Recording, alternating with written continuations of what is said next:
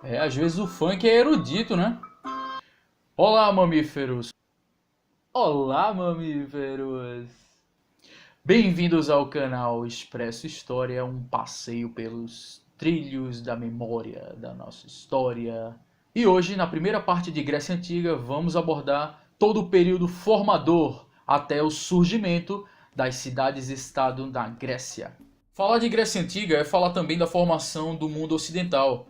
Afinal de contas, as civilizações clássicas, Roma e Grécia, contribuíram culturalmente, socialmente, politicamente, economicamente e filosoficamente com a formação dos outros povos do Ocidente, inaugurando conceitos como democracia, filosofia racionalista, a capacidade do ser humano de compreender o mundo à sua volta e suas questões internas, o individualismo e outros conjuntos de valores. Então, que tal a gente estudar como tudo isso começou? Compreender a geografia da Grécia é também compreender fatores importantes como a independência das cidades-estados, da polis grega, as suas relações comerciais com outros povos vizinhos, como os fenícios e os egípcios, os principais parceiros comerciais. E também entender quando os gregos entrarem em conflito contra o Império Persa nas Guerras Médicas, perceber que o Dario I queria conquistar o que separava o mundo oriental do mundo ocidental e que isso era um objetivo bastante viável economicamente para o Império Persa. Então, compreender a geografia da Grécia vai falar também sobre assuntos políticos e econômicos e entender as suas diferenças.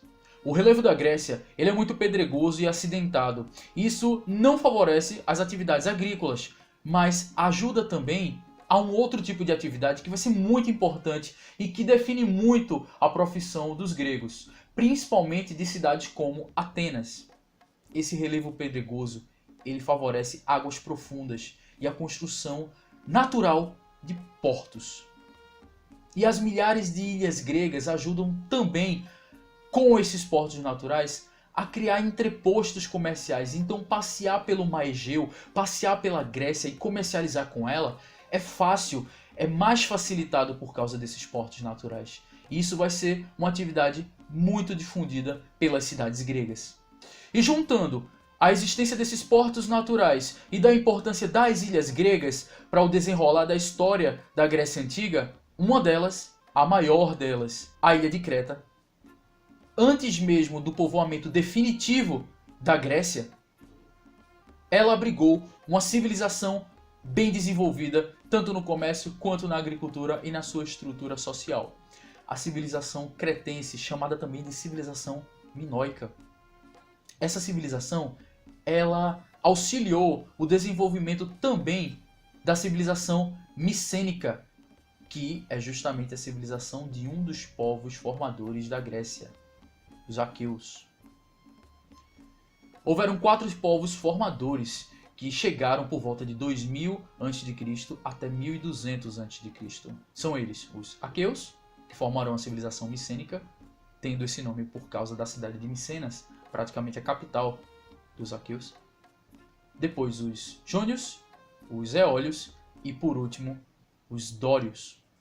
A gente guarda os dórios por último porque quando eles invadirem a Grécia em 1200 a.C., eles vão provocar todo um novo processo e um novo período histórico para os gregos. Basicamente, os cretenses eles auxiliaram os aqueus a construir sua civilização micênica, ajudando-os e ensinando-os a comercializar, fabricação de mercadorias, navios, um pouco de agricultura e também a sua escrita, que foi modificada.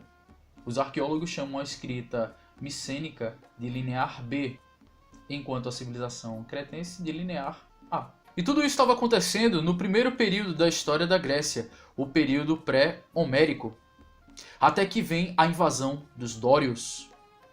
Os dórios foram o último povo a chegar até a Grécia e quando eles invadem a Grécia, sendo bastante militarizados e bastante violentos, eles provocam um rastro de destruição e não só isso, um rastro de desestruturação civilizatória ou social.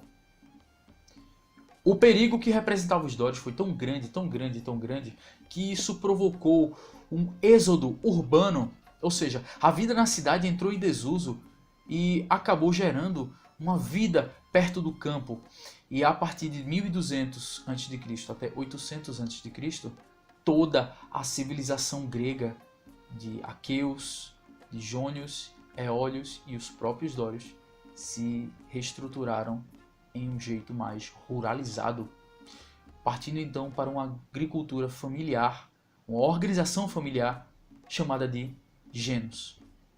Além disso, a invasão dos dórios foi tão violenta que os jônios acabaram habitando grande parte das ilhas gregas e também a parte oriental, onde hoje é a Turquia, a Ásia Menor. E isso ficou conhecido como Primeira Diáspora Grega.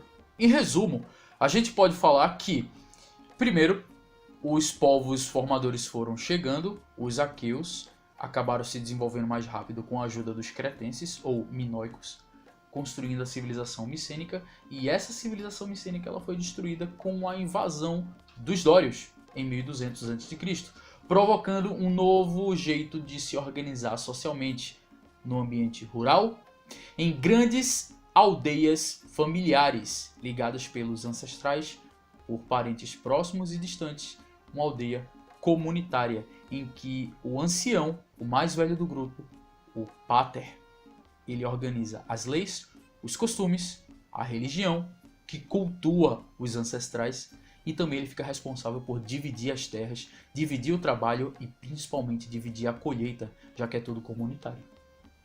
Isso é o gênus. Só que esse sistema gentílico, ou seja, o sistema dos gênios, ele estava fadado ao fracasso por dois grandes processos. Primeiro de tudo, o aumento populacional. Aumentando a população e não aumentando a terra, porque ela não consegue ser expandida, isso vai gerar uma disputa pelas melhores terras. E a gente já falou que a agricultura na Grécia ela não é abundante por causa do seu relevo.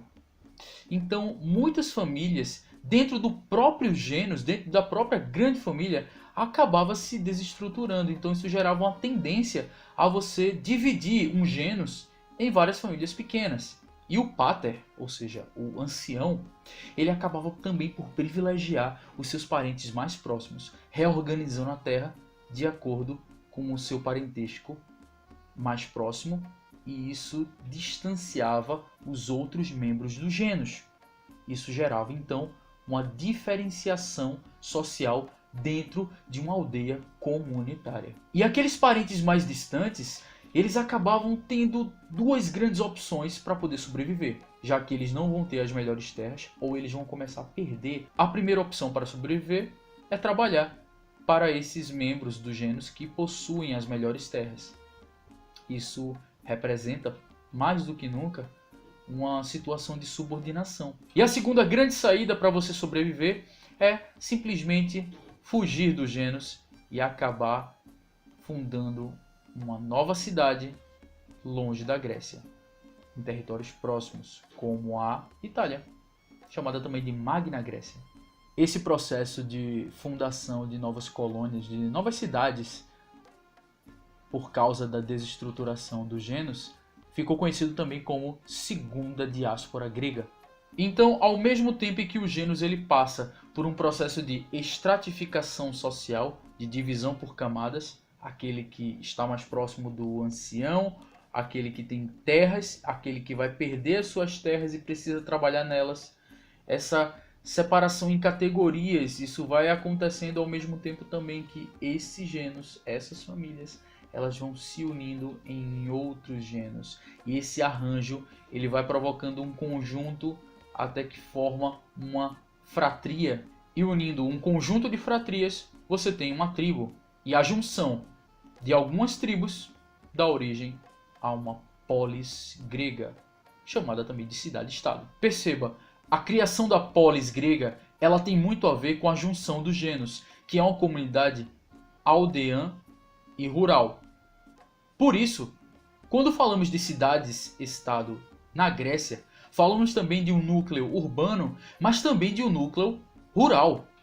Então, o território de Atenas não era apenas as suas ruas, mercados, ágora, outras assembleias, templo, acrópole, mas também as suas terras que ficavam ali em volta da cidade. Então, mamíferos, essa foi a nossa primeira parte sobre Grécia Antiga. Aguarde para os próximos vídeos, se inscreve aí, compartilha essa ideia, ajuda a fortalecer o canal, deixa seu like, deixa seu comentário, me segue aí nas redes sociais que estão aqui abaixo e até a próxima.